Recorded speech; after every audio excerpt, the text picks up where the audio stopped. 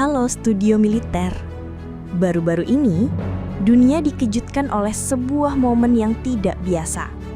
Perdana Menteri Israel, Benjamin Netanyahu, secara terbuka mengutip pidato Presiden Indonesia, Prabowo Subianto, untuk memperkuat legitimasi politik dan diplomatik Israel di mata dunia. Dalam pidatonya, Netanyahu menyebut bahwa ia melihat semangat dari Presiden Indonesia untuk solusi dua negara, sekaligus membuka pintu pengakuan terhadap negara Israel. Namun, di balik pernyataan itu, ada konteks yang jauh lebih dalam, konteks diplomatik yang tidak bisa dibaca secara hitam putih. Sebab, pernyataan Prabowo soal pengakuan Israel tidak muncul begitu saja. Ia menegaskan bahwa Indonesia akan mengakui Israel hanya jika Israel mengakui kemerdekaan Palestina, menjamin keamanan Gaza, dan berkomitmen menciptakan perdamaian. Nah, menariknya, setelah momen itu, terdapat banner Prabowo yang dicantumkan atau digunakan di Tel Aviv. Jadi, itu adalah papan reklame nasional di mana Israel di bawah Trump berupaya untuk menandatangani kerjasama Abraham dengan negara-negara Muslim seperti Arab, termasuk Indonesia. Lantas, apakah arti semua ini? Berikut ulasan selengkapnya. Momen di PBB. Pidato Prabowo di sidang umum PBB ke-80 menjadi salah satu yang paling disorot secara global. Bukan hanya karena ia mendapat giliran bicara di urutan ketiga, posisi yang cukup prestisius, tetapi juga karena isi pidatonya yang dianggap berani, tegas, namun penuh strategi.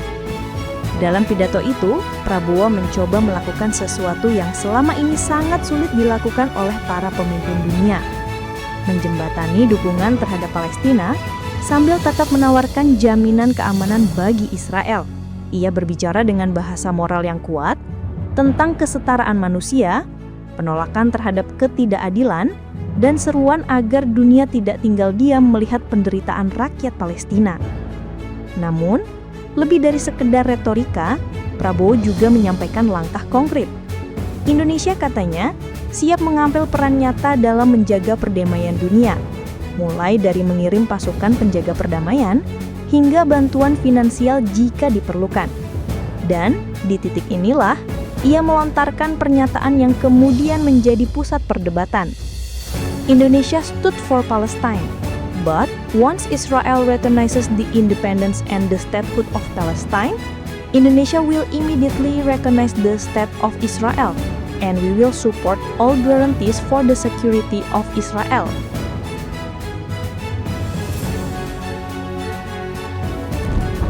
Pro dan kontra global.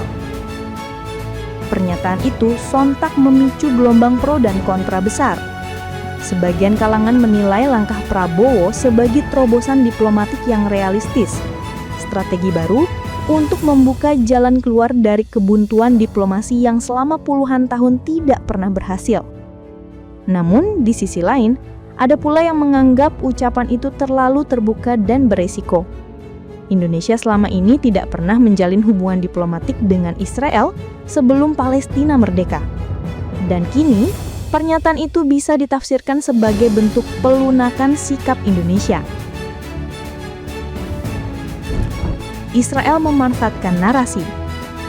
Terlepas dari kontroversi tersebut, satu hal yang pasti, Israel bergerak cepat. Netanyahu langsung memanfaatkan kutipan Prabowo dalam pidatonya di forum resmi PBB.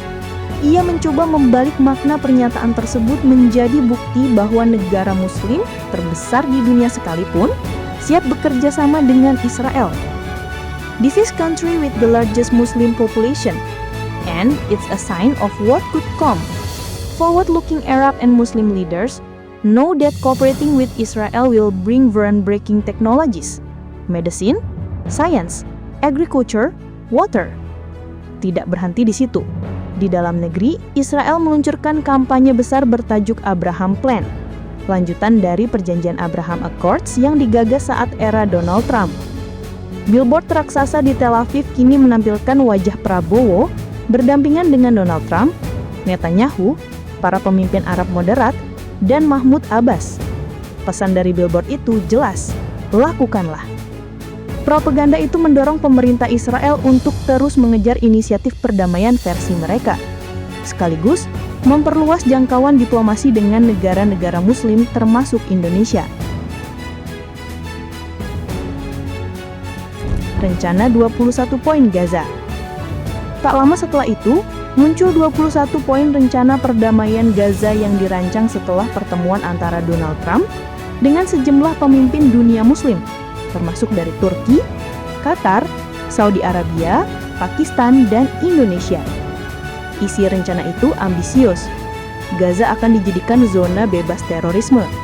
Pembangunan difokuskan pada kesejahteraan warga. Israel harus menghentikan operasi militernya dan secara bertahap mundur dari Gaza. Semua sandera akan dikembalikan dalam 48 jam setelah kesepakatan. Tahanan Palestina termasuk narapidana seumur hidup akan dibebaskan. Bantuan kemanusiaan minimal 600 truk per hari akan disalurkan tanpa hambatan. Gaza akan diperintah sementara oleh teknokrat Palestina di bawah badan internasional. Hamas tidak punya peran dalam pemerintahan. Struktur militer Hamas akan dihancurkan. Dan pada akhirnya akan ada jalur menuju pembentukan negara Palestina. Meski begitu, rencana ini belum disetujui secara resmi oleh Israel maupun Hamas. Banyak poin yang masih bersifat kerangka dan belum jelas bagaimana mekanismenya akan dijalankan. Namun, yang jelas, keterlibatan negara-negara Muslim, termasuk Indonesia, menunjukkan komitmen serius untuk membuka pintu perdamaian.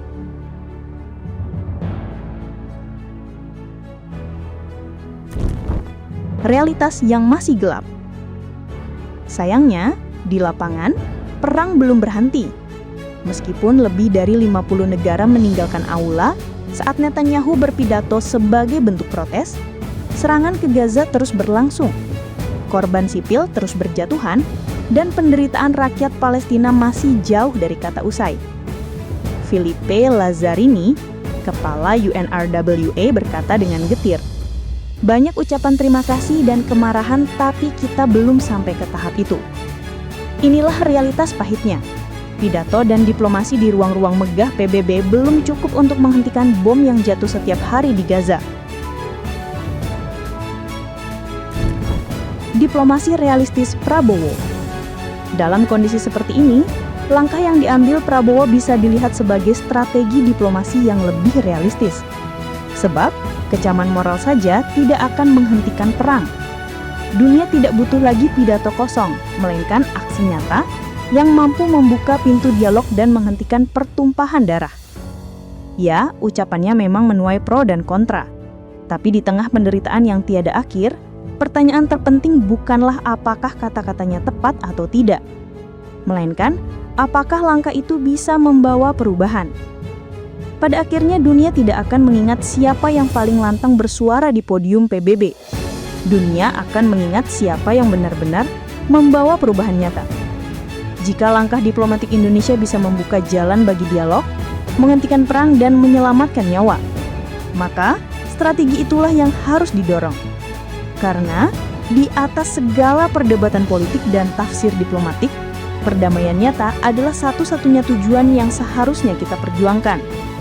Dan jika upaya itu dimulai dari keberanian seorang presiden Indonesia untuk berkata, "Kami siap mengakui Israel jika Palestina merdeka," maka mungkin sejarah akan mencatatnya sebagai langkah pertama menuju akhir dari salah satu konflik paling berdarah di dunia.